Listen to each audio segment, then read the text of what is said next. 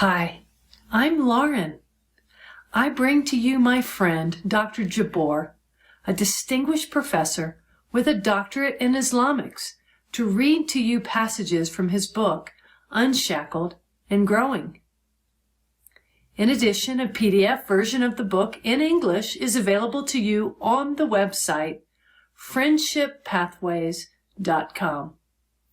You may also access past episodes there. I present to you the episode, Unwrapping the Gospel. What is the Gospel? My dear Muslim friend, as we start on this journey together, I wonder how much you know about the difference between the followers of Christ and cultural Christians. Just as there are cultural Muslims, there are also cultural Christians. Cultural Muslims tend to believe that certain parts of the Quran are relevant today, and other parts were relevant only in the 7th century. Cultural Christians tend to believe certain parts of the Bible, but not other parts. Some of these cultural or nominal Christians are even zealous and fanatical enough to wage religious wars in the name of Christianity. But please do not confuse them with the followers of Christ. I wonder, when you hear the word gospel, what comes to your mind? To many Muslims, the word gospel means the New Testament, the part of the Bible that tells about Jesus and what happened after his arrival on earth. To others who have had more exposure to Christians, the gospel may be a formula or dry doctrinal statement. To others, it's a set of texts from the Bible presented in a logical argument, leading to a conclusion. To others, it's a condescending message telling you that the only way to enter the kingdom of God is to become a copy of the Christians, including our prejudices and bigotry. Please forgive us for communicating to you the gospel is none of the above. The word Injil or gospel comes from a Greek word meaning good news. When I refer to the gospel or Injil in this book, I'm always talking about the good news of Jesus and what he did for us.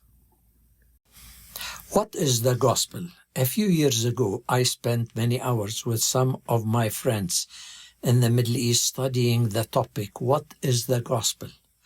We wanted to know the minimum essentials for a person to enter the kingdom of God. What does it take for someone to get into paradise? According to the Bible, 2 thieves were crucified along with Christ on his right and left sides. One of them was arrogant and defiant, the other was repentant. The repentant thief asked Jesus to remember him, and Jesus told him, "Today you will be with me in paradise." The thief on the cross was a great lesson for me. He, to start with, recognized who Jesus truly was. Secondly, he responded to him with faith. He did not have time to get baptized, read the Bible, or go to church. Yet Jesus promised him, "Today you will be with me in paradise." In addition to this passage, our group tried to find answers to our question by looking through the whole Bible cover to cover. My conclusion was simple and profound. The gospel, or the good news, is Jesus Christ, no more and no less. At the conclusion of our study time, and just before the closing session, I went to a room alone and wrapped a tangerine with a paper. I then taped it and wrote on the paper, "Change my name from a Muslim name to a Christian name." Then I wrapped another paper around it and wrote on it, "Abandon my Muslim family and join Christianity." Then on other paper, I wrote, "I need to be ready to attack Islam." And I continued with another one and another one. By the time I finished, the wrapping around the tangerine became almost as big as a basketball. Then I went back to the group and showed them the ball of paper, telling them there was something inside that symbolized the gospel. They didn't know what it was. I showed them what I had written on the outer sheet of paper and asked, "Is this the gospel?" They said no. I unwrapped the outer sheet and showed them what was written on the next sheet, asking, "Is this the gospel?"